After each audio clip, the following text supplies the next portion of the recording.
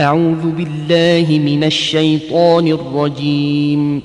ومنهم من يستمعون إليك أفأنت تسمع الصم ولو كانوا لا يعقلون.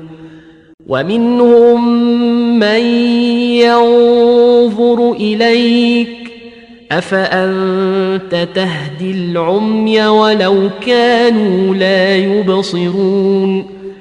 إن الله لا يظلم الناس شيئا ولكن الناس أنفسهم يظلمون.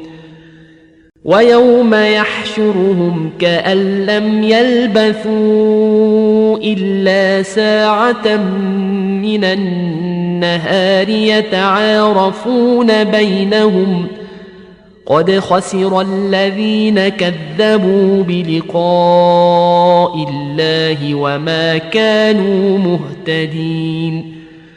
وإما نرينك بعض الذي نعدهم أو نتوفينك